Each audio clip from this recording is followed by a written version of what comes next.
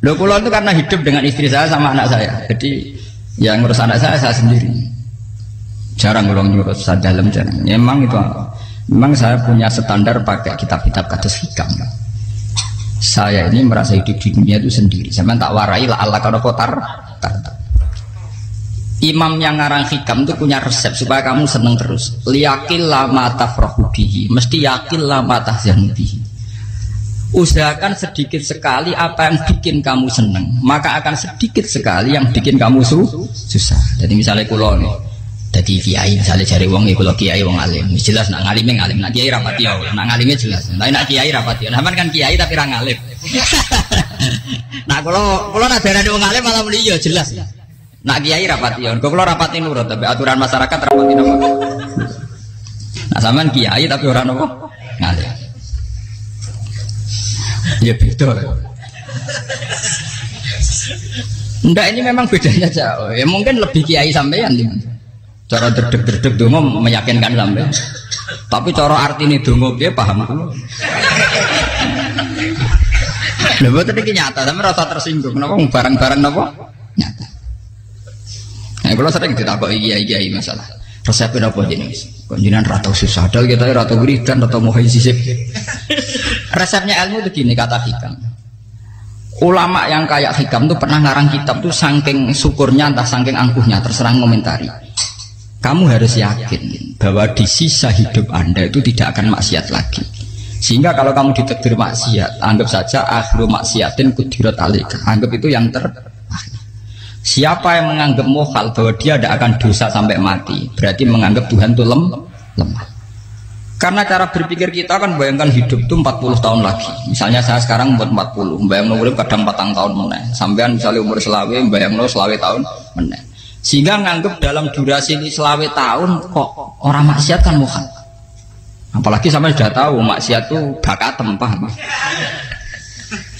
Ya maksiat ya kelas-kelasan, nak bikin pacaran. Nak wong iso omah ya nakal, nak sing setengah soleh ya berbau proposal ya sesuai kontaknya DWD. Itu kan urusan masing-masing. Ya itu kan urusan masing. Wae wakisabu ala wa, ngene ora ana sing roh wae wakisabu. Ala. Rombong karo wali songo, mbok kangen wali songo, mbok golek selisih wawahu napa? Alam. Sing roh pangeran piyam. Mbok kangen wali, mbok golek selisih margin. Niku pokoke wawahu napa? Ya, itu kan urusan jenengan mbek pangeran, mboten urusan kula. Tapi tetap saya sebagai ulama mengingatkan, niat itu ditoto. Begini, ulama dulu tuh ngitung hidup itu hanya 2 menit 2 detik, sehingga dia ya gampang saja. Kayak imam, kayak kanjeng Nabi itu, ya Rasulullah kenapa tidak menyediakan makan untuk besok? Loh, saya itu tidak yakin kalau hidup saya sampai besok. Ya sudah begitu cara, ya sudah tenang saja. Kalau sampean kan bayangkan hidup 4 tahun lagi, 5 tahun lagi, sehingga arah mangan ya wedi tenan. Padahal bolak-balik zaman cilik arah mangan tetap wedi. Jadi cara berpikir Nabi itu begitu. Begitu juga cara pikir sahabat, cara pikir ulama-ulama yang waras itu begitu. Loh, saya itu pernah melarat di Jogja zaman pertama merantau itu. Kalau nanti saya bilang, Gus kok tidak punya beras, tapi apa yakin nak sesuk urip paling. Kowe buta mangan sesuk, anak sesuk ijek napa? Cara berpikir ulama itu begitu. Sehingga melihat maksiat juga gitu. Alhamdulillah aku ijek urip 1 detik, 2 detik, 2 menit. Sehingga hidup. Dan itu sudah cukup untuk lafadzkan la ilaha illallah. Makanya kata yang ngarang hikam, betapa murahnya Allah. Surga itu hanya bisa dibeli dengan 2 menit. Karena surga itu senilai la ilaha illallah. Miftahul jannah la ilaha illallah. Itu cukup 1 menit. Berarti surga itu regane mau 1 menit. Dan karena dia nganggap hidup itu 1 menit ke depan, la ilaha illallah, ya sudah. Dia ngitungnya hidup itu per menit. Kalau sampean kan enggak, per 10 tahun, per 20 tahun. Sehingga kriminal betul, cara pandang sampean itu kriminal betul. Sehingga bayang kudu di duwe, kudu di bojo, nak kiai kudu di pengaruh. Lah kalau saya enggak. Saya meskipun enggak sehebat itu, tapi mewarisi keilmuan mereka. Jadi misalnya saya jadi ulama, itu bayang dong, di santri mau sitok. Islam pokoknya ke Ahmadiyah ya gitu saja. Ya pokoknya ya sudah gitu. Orang bayang santri sing kambinan takwa khusyuk salam tempel demen gelo, demen apa? Lo tanyakan santri-santri saya itu mungkin belum pernah nyuruh istri saya bikin kopi. Bisa dihitung. Karena saya itu sederhana saja. Misalnya saya pergi dari Jogja ini yang nyata salam. Bayang bojo wis maca gawekno kopi, bukakno lawang malah kecewa. Seperti umumnya orang kan gitu. Semerantau ada bang bojoku nyuambut, digawekno kopi, digodhogno banyu hangat teman, bareng teko bojone wangep kukur-kukur. Karena tarifnya dia ideal, maka mudah kecewa kalau itu tidak terjadi. Nak kula mboten, sembayang napa Yogya, bojoku cek utuh Islam. Nak salat 5 bulan ya sudah gitu. Pakai standar-standar yang minimalis. Saya dari rumah bangun sampai ngaji ya, pokoknya melek, terus ya sudah nak sholat demadem nopo, mulanya sudah gitu. Andai kan saya pakai standar maksimal, maka akan mudah kecewa. Rasulullah juga begitu. Rasulullah itu ngadepi Sayyidah Aisyah, itu ya begitu, ngadepi Hasan Husain. Sehingga tidak ada cerita Nabi mudah kecewa, betul. Karena Nabi bayangkan anak istrinya itu ya minimalis sekali, urusan dunia loh maksudnya minimalis sekali. Misalnya Nabi pagi-pagi tanya, ya Aisyah apa ada sarapan? Enggak ya Rasulullah, ya idzan asumu kan itu saya puasa. Kalau sampean usul-usul ora digekno kopi wong wedok apa? Itu kan repot. Muni-muni itibak sunah Rasul tapi enggak pernah sampean mendekati sunnah napa? Rasul. Sehingga ya tenang saja Nabi. Saya tuh alhamdulillah bisa niru dalam gitu-gitu tuh bisa. Makanya ini kiai muda paling jauh. Banyak kiai-kiai sepuh itu kalau urusan gitu konsultasi Mas. Gus resep apa kain. Ini kula resep era dekarep. Juga saya tidak pernah bayangkan apa tanggaku seneng aku atau orang ngaji aku kecewa, tidak pernah bayangkan. Sama itu kan makhluk, tidak penting. Kecewa itu tidak benar. Saya itu orang alim, ngerti ini warido kamat lubi, orang warido kum. Yang tak boleh ridane pengiran, ridane sing ngaji, ridane konsumen. Itu apa makhluk tidak penting. Itu harus dilatih. Harus apa? Sehingga orang itu kalau biasa sholat, maksudnya biasa takluk ya Allah, mesti la Allah katardo, mesti gampang puas. Karena dia iktifak ngalap cukup be Allah Subhanahu wa ta'ala. Saya sebagai manusia juga sering ditangisi istri. Misalnya saya sering ke Jogja sendirian. Nah ninggalan nopo, ninggalan ibu milih pengiran. Misalnya mati ninggalan ya paling aku mau ngapain nih suara. Paling mau nangis gue kegiatan. Bukan apa. Ingin saya bahwa konstitusi ulama itu masih iktimat Allah. Kalau kita kan enggak. Cara berpikir kita ngaji itu ideal sing ono podium, sing ngaji kelaminan takwa kabeh, ketunan kaji kabeh, ndiluk kabeh. Kita akan pakai standar-standar yang dengan asumsi kita. Padahal Nabi di zaman sugeng al iman hahuna wa yusiru ila qalbihi sadrihi salah. Iman itu urusan hati. Komitmen sampean be Allah Subhanahu wa taala. Nah ini resepnya. Makanya kata hikam liyakillah ma tafrahu bi. Mesti yakinlah ma tahzanu bi. Sedikitlah kamu gembira dengan satu hal, nanti akan sedikit kamu yang kecewa. Artinya misalnya kados kula sebagai ulama seneng kula niku ijek iman. Ya nggak kayak wong awam. Ya sudah gitu. Jadi misalnya suatu saat kula jatuh, yang ngaji saya gak seneng jadi kupeding. Wong sing seneng kula bubar kabeh. Kula ora susah, miskola darah bener. Gus saiki jenengan ora sing seneng. Ya tenang saja. Sing ora seneng makhluk ora jelas. Dan status mereka tetap layaduru walayan. Ini harus jelas. Sehingga Nabi itu ya meskipun beliau itu perang, sahabatnya meninggal ya tenang saja. Nabi cara berpikir yang meninggal mereka mati syahid, yang masih hidup dianggap berpotensi melakukan kebaikan. Sama tak warai resep-resep dari Rasulullah SAW. Saya ini sebetulnya memaksa, menjelaskan ini maksa karena saya inginnya jadi ulama yang kayak umumnya orang, tidak ideal amat. Tapi kan saya ditakdir ilmunya itu ideal, jadi terpaksa saya jelaskan. Tapi kalau perilaku saya tidak akan ideal. Soalnya ngawur saake mari Ghafuri pengiran nganggur bolak-balik cerita. Ada seorang wali, karena dia wali itu doa di multazam, ya Allah saya ini minta satu hal. Karena dia wali maka tidak minta uang, tidak minta jabatan, minta engkau takdir saya tidak pernah maksiat. Itu kan bagus sekali, minta doa ditakdir gak maksiat kan ada. Dari pengiran malah Syafi'i. Fa'ena ada ghufran. Karena tahu maksiat malah sifat ghafurku tak ada kok endi. Gamane pangeran kan sifat ghafurku rak nganggur. Malah tidak ada orang selain Nabi kecuali ditakdir tahu maksiat dan sifat ghafure pangeran efektif. Paham apa? Lara sampean kan ghafure mbok nggo kabeh. Dadi karek sadidul iqab. Karena maksiat sampean sering. Jadi sifat ghafure wis berlaku aktif. Saya karek nunggu sifat sadidul iqab. Paham ya? Itu beda dengan wali-wali. Sifat sadidul iqab mau aktif, mereka tidak punya dosa. Malah pangeran bingung gak kok sifat ghafure. Apa ada kok Ghafur atau dosa. Didakoki sadid itu kok gak tahu maksiat. Jadi pangeran malah sing bingung. Nak kowe ora tau maksiat Ghafur kok tak dakoki. Kok ora tau maksiat, wong iku ora tau apa? Didakoki sadid itu kok gak mungkin atau maksiat. Lah pangeran ape dakok Ghafur kan syaratnya dosa sik. Sampeyan kan walian. Ghafure wis dintekno. Keseringan kepake, paham ya? Karek nopo. Karek sadid itu. Ya itu memang standar Tuhan. Semua Quran itu kalau menyeritakan gitu. Nabi ibadi anni anal ghafurur rahim. Kaul aku ceritani aku ghafurur rahim. Tapi yo ceritani wa anna adabi wal adabul alim. Jadi Nabi ibadi anni anal ghafurur rahim wa anna adabi wal adabul alim. Kalau Nabi Ibrahim Nabi Muhammad inna rabbaka lasariul iqab. Pangeran cepat nyiksane. Tapi wa innahu laghafurur. Jadi dua sifat ini pasti aktif. Dan tentu ulama itu senang sifat ghafur itu ya meskipun aktif, tapi mereka tidak pernah ngambil fasilitas sifat nopo. Kalau baleni malih. Sehingga kayak Sayyidina Umar radhiyallahu anhu, ketika beliau pertama jadi khalifah, ini cerita di kitab Hayati Sahabat. Pertama dia jadi khalifah, orang mengira dia akan ngomong hal-hal yang besar, visi besar tentang negara, visi besar tentang izzatil Islam wal muslim. Tapi ketika Umar pertama pidato begini, ayuhal muslimun ayuhan nas, ana, jari kata Sayyidina Umar, ana hulamun min bani Makhzum, akulu min kholati. Saya ini pemuda dari Bani Makhzum. Kecil saya bisa makan karena bulik-bulik saya punya kebun kurma yang kalau saya memanen diopahi beberapa biji dan itu menjadi kuti wahayati, menjadi saya bisa hidup. Terus wassalamualaikum warahmatullahi wabarakatuh.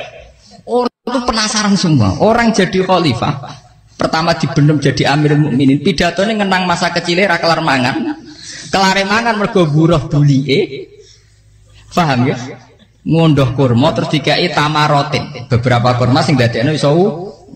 Dan itu saya pakai sampai ketemu Allah Subhanahu wa taala saya pakai.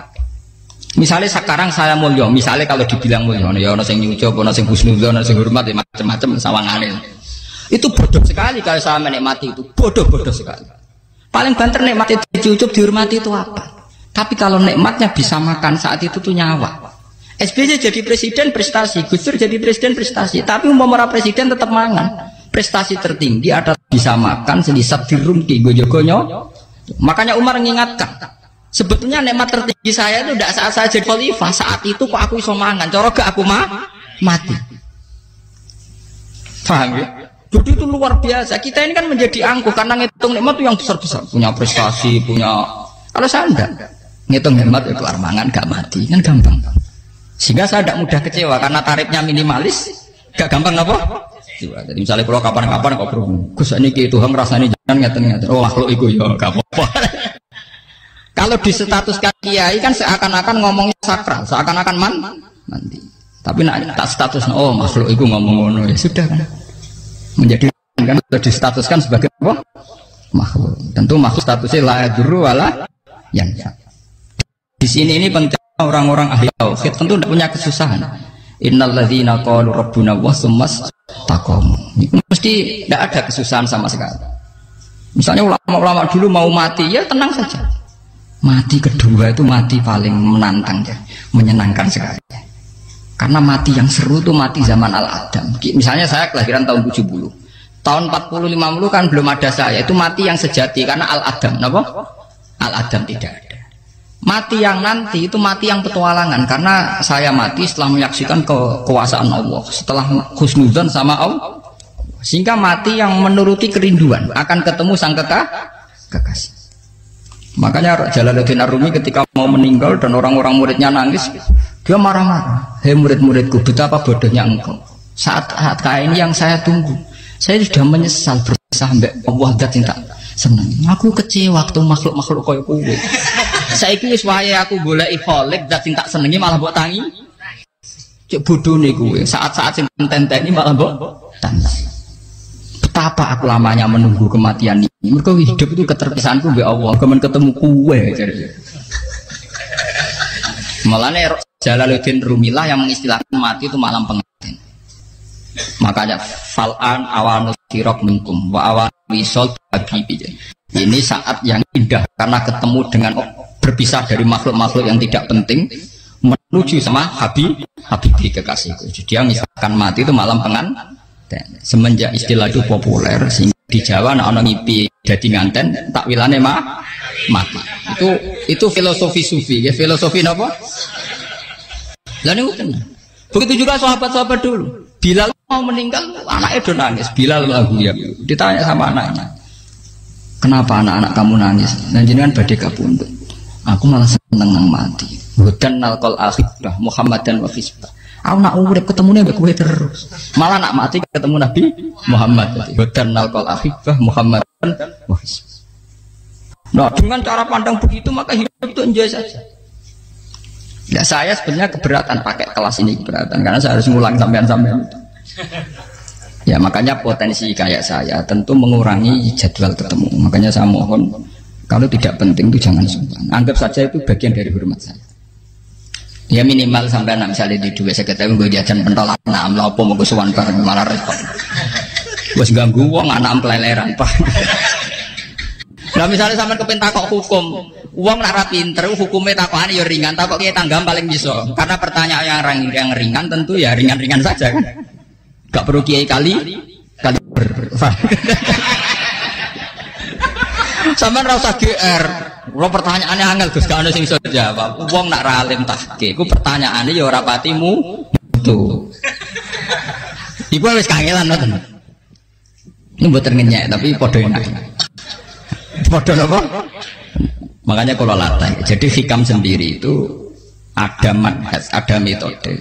Kalau orang supaya tardo, liyakil lama tafrohubi, yakil lama tahsen. Anak saya itu kalau habis main pulang, itu saya senengnya pol. Istri saya pernah jangan. Gus, anak mulai senengnya dek biro-biro, anakku gemulai nih ngomah. Misalnya terus biasa. Saya terus anakku lo main mulai itu seneng. Biro-biro anakku mulai nih ngomah. Dipanggil anak saya bapak itu senengnya tak boleh. Biro-biro ada yang manggil bapak. Jadi saya pakai standar minimalis. Saya tidak pernah pakai tarif. Dia anak yang ideal dihormati orang. Sebenarnya anakku sujud nih pangeran, ngerti pentingnya mau tasbih. Makanya anak saya tak namakan tasbih semua. Itu ya sudah sih. Saya tidak pernah bayangkan anak saya jadi kayak besar dihormati juga. Mari gampang kecil. Ya, sekarang nggak Sayyidina Umar. Saya pemuda dari Bani Mahzub. Yang kecilnya bisa makan karena buruh bulikku. Akal tuh tamarot. Wah itu saya baca tuh nangis betul. Betapa hebatnya Sayyidina Umar. Mengingatkan ulang bahwa nikmat tertinggi itu ya makan, karena makan kaitannya nyawa. Orang jadi bupati, enggak jadi bupati tetap makan. Jadi kalau ngantin saya tarifnya minimalis sekali. Nah, kalau orang sudah makan gitu, lah Allah kata mudah sekali. Tapi kalau sampai tarifnya ideal harus di mobil, kudu sanggulnya agak. Masuk gue mobil gak sanggup agak. Barang gue sanggup agak, kudu gue penderek. Masuk kiri lu juga kok tanpa penderek. Penderek maju. Masuk orang kena dikeloli, jadi malah repot. Akhirnya gue mau ngaju. Harus selingkuh dijari sing we. Itu perkara meneh. Mau keruwet nuruti tahapan-tahapan duniawi makanya resep kalau ingin itu kan sholat, maksudnya sholat itu dihayati secara tauhid ya, dihayati secara tauhid. Misalnya inna sholati wa nusuki wa mahyaya wa mamati lillahi rabbil alamin. Itu akan pasti Allah kata pasti mudah melihat alam ini ridho. Ini satu sekelumit ya, di resep orang ulama yang saya meniru beberapa di kitab Hayati Sahabat, di kitab Hikam, dan meniru terutama semuanya sanad dari Rasulullah Shallallahu Alaihi Wasallam. Banyak suatu saat Nabi itu kagum. Abdullah bin Mas'ud itu jalan dan dikawal oleh beberapa malaikat. Terus Nabi itu heran. Ya kenapa itu selalu mengawal kamu? Kata Abdullah bin Mas'ud, ya Rasulullah, inilah akhtu khutwatan illa wa azunnu alla akhtu wa ukhra wa ma aqaltu luqmatan illa wa azunnu alla alqamu ukhra. Saya itu tidak pernah melangkah kecuali saya tidak pernah yakin apa betul saya bisa melangkah lagi. Jadi perlangkahnya itu dia iktimat Allah. Dan saya tidak pernah mengunyah satu kunyahan kecuali saya tidak yakin apa betul saya bisa mengunyah lagi. Setiap kunyahnya tetap semuanya berada Bismillah. Semua itu atas nama pertolongan atas kata Rasulullah. Orang kakak andikan saya ada nabi terakhir itu jadi nabi. Jadi kemana Makanya dulu Nabi itu sering ngendikan, adekan orang-orang kayak gitu itu ada nubuah, tentu mereka punya derajat napa? Nubuah. Jadi tidak jadi nabi tapi punya derajat napa? Nubuah. Nah, orang yang cara berpikir gitu tentu tidak khawatir apa yang hilang dari dirinya karena dia berkontrak dengan Tuhan hanya per menit per detik. Jika mempunyai resep al-mu'min yusiru sana Allah ayakuna li nafsi zakiron. Seorang mukmin yang sejati tentu kontaknya dengan Allah Subhanahu wa taala dan dia tidak pernah ingat dirinya sendiri. Kayak sampean pas umat tapiil, Allahu Akbar, Allah Maha Besar, subhanak. Selalu ana wong ngrasani termasuk lali utange barang iku. Tapi yang jelas kan menjadi enjoy dengan dirinya sendiri. Paham ya? Menjadi enjoy dengan dirinya karena dia tidak sering punya kontrak dengan makhluk. Nah ini maksudnya Allah kamu. Janganlah ala katarta kamu pandang. Apa nak sholat terus kabul kajar. Apa nak sholat terus untuk duit ya bar. Karena cara pikir iso aja nak duit ya. Dan ini resep ya. Dan resep ini dari ulama-ulama yang istinad ila Rasulillah sallallahu alaihi wasallam. Karena kalau Nabi itu memang cara pandang. Aisyah itu pernah ditanya, ya Aisyah, saya ini ingin makan. Apa daging yang dari sahabat ini masih? Wah ya Rasulullah sudah habis karena tak kasihkan tetangga. Itu Nabi tidak marah-marah, malah bilang, kamu benar Aisyah. Biru yang kamu kasihkan tuh yang masih. Karena daging dipangan dewe kadang nuruti nafsu. Nak dikekno wong sudah kau nuruti perintah pengen. Jadi kanjeng Nabi, beneran Aisyah. Dagingnya ijek. Mau kalau nanti yang malah ijek. Sing bogo sudah kau malah sing ijek. Cara berpikir Nabi itu begitu. Tapi tahu-tahu disederhanakan sunnah Nabi ya serbanan. Lah itu kan ya memang itu bagian dari sunnah Nabi. Tapi sunnah seharga 10.000. Paham ya? Ya monggo mawon sampean sunnah Nabi serbanan gitu, tapi itu sunnah yang bisa dibeli dengan murah. Hakikatnya sunnah Nabi itu rata-rata bentuknya perilaku. Napa? Sampean delok dawuh Aisyah tengene tiba berjanji. Kana khuluquhul Qur'an wa shimatuhul ghufran yansahu lil insan wa yafsahu fil ihsan wa ya'fu 'anil dzambi idza kana fi haqqihi wa sababi. Kana khuluquhul Qur'an. Nabi ku akhlak dasare wis kaya Quran plek. Urusane akhlak. Wasimatuhul ghufron, ciri utama sifatnya Nabi gampang nyepuro. Yansahu lil insan. Dan Nabi punya niat baik pada seluruh manusia. Wa yafsahu fil ihsan, sering melakukan ihsan. Dan sunnah Nabi ngoten kan luwih sering kula Quran ya wis hafal mulan. Wasimatul ghufron kula gampang nyepuro, sampean ngaji angop ya ora tau tamu. Yansahu lil insan, kula bedina nate tiyang mulan. Wayah sahufil ihsan tak ge gampang. Kula mulai ora tau. Itu sakmene kudu podium kudu wong dilo ya ora. Pokoke akhir kiamat dia ya madhep mulon ya sudah. Loh itu kan dawuh Aisyah ketika ditanya kaifa kana khuluqu Rasulillah. Dan itu semua dijawab oleh ahwal, oleh sebuah perilaku. Ndak ada Aisyah jawab nganggo atribut. Oh Nabi itu cobaan serbanan tidak ada itu. Memang sunnah ya, itu sunnah kan jangan salah paham ya.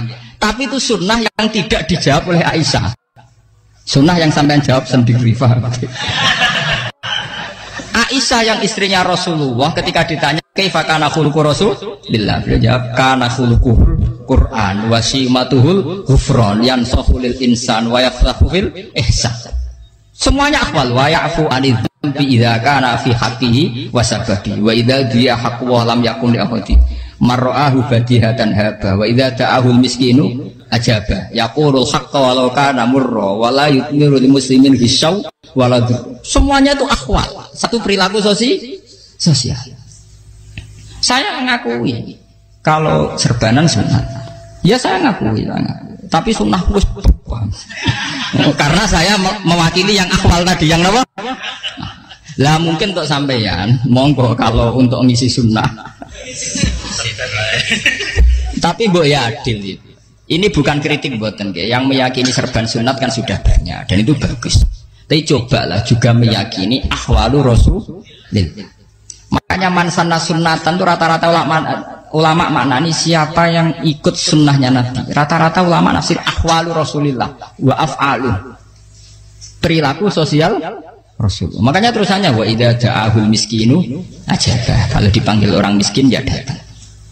Ya maksudnya ada harus orang miskin manggil pas resepsi kawin boten. Misalnya ana wong melarat kuwi di sepeda motor, wong melarat iki yo ngeteroni puskesmas ya mbok terno. Wong melarat loro yo nukono misale apa minyak kayu putih mbok tekani. Ora kok ngerti-ngerti mbok musan walimatul urus sing wajib piye.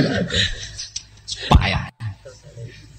Lho lan padahal miskin aja pe ora ana hadise urusan walimatul urus mboten. Kalau orang miskin manggil ya. Dalam riwayat hadis ya Nabi sering dipanggil orang miskin. Ya Rasulullah, mbok datang ke rumahku, ada apa? Terus ya Nabi, saya tuh ingin rumahku sing elek jenengan nate salat teng mriku. Ya Nabi datang ya salat aja ya ora jaman. Fi ayyi makanin aradta an usolliya fi. Kamu di tempat mana kamu seneng salat teng mriki ya Rasulullah. Ya Nabi salat. Sing ngundang ya waras pisan. Kenangan mek Nabi kok mae dienggo salat Nabi. Ampean tahu tanggung kiai kon salat. Kon promosekno anakmu iku paham. Dia itu nggak nugih kersane ketampi PNS. Padahal kiai ini dia anak era PNS. Kalau dulu kan sahabat ngundang Nabi itu ya gitu. Ya Rasulullah, saya itu ingin sekali engkau sholat di rumahku. Fatakhidahu musollan. Kemudian tempat yang pernah engkau sholati mau tak pakai musola pribadi. Makanya masjid kiblat itu rumahnya sahabat. Karena dulu Nabi pernah sholat di satu tempat. Adalah ono perintah tahlilul kiblat itu di rumahnya sahabat. Sahabat dulu itu kalau ngaturi Nabi itu kenanya ingin Nabi pernah sholat di situ. Nah, ilmu ngeten ini muntah. Ya untungnya ten kula, dadi ono sing eling-eling ya, Bang. Nah, sampean kudu syukur ya. Artinya syukur ya. Orang kayak saya itu ndak usah sampean dikte-dikte ngikuti hukum adat. Kalau ngoten sampean gelo mergo kula ora iso teko, kula ya gelo perkarane ulama kok mbok atur. Makanya saya sering guyon cerita, saya itu kalau di pasar Pandangan dulu itu anyaran boyong sering di pasar, ditanya sama Gus wong alim kok di pasar, piye? Aneh tuh, ya aneh tuh, aneh piye? Bodohnya wong alim. Kadang masyarakat itu tidak sadar keanehan dirinya sendiri. Mereka enak saja merasa kalau orang alim ke pasar itu aneh. Mereka tidak sadar orang bodohnya wong alim ya aneh. Enak saja mereka mikir sepi. Faham ini supaya sampean Allah kan apa Makanya untuk Rasulullah, Nabi itu sering ngendikan nak ana tamu hormati. Tapi etika mertamu di Rasulullah itu walakin idza du'aitum. Mertamu Nabi itu ditimbali. Walakin idza du'itum du'iya mabni majhul. Ketika kamu ditimbali jadi ya ayyuhalladzina amanu la tadkhulu buyutan nabiyyi illa ayyudzana lakum. Jadi untuk sowan Nabi itu nunggu dipang. Meskipun sahabat tuh rindu Nabi, tidak berani sowan ke dalamnya Nabi. Kalau ingin ketemu Nabi di bareng pas sholat jamaah, karena Nabi pasti keluar di mas. Andai kan Nabi nerima tamu di rumah, ora sida dadi Nabi. Amen nampa tamu. Alhamdulillahirabbil alamin. Barusan kita sudah menyimak bersama-sama kajian dari Kiai Haji Ahmad Baudin Nur Salim, yaitu tentang kesederhanaan agar keluarga kita bahagia, agar hidup kita nyaman tanpa beban. Banyak hal yang bisa kita contoh dari beliau dan semoga bermanfaat. Kita ambil hikmah di balik kajian ini dan semoga bermanfaat, dan selalu berpikir positif, jalani hidup apa adanya. Sampai ketemu di kajian berikutnya. Assalamualaikum warahmatullahi wabarakatuh.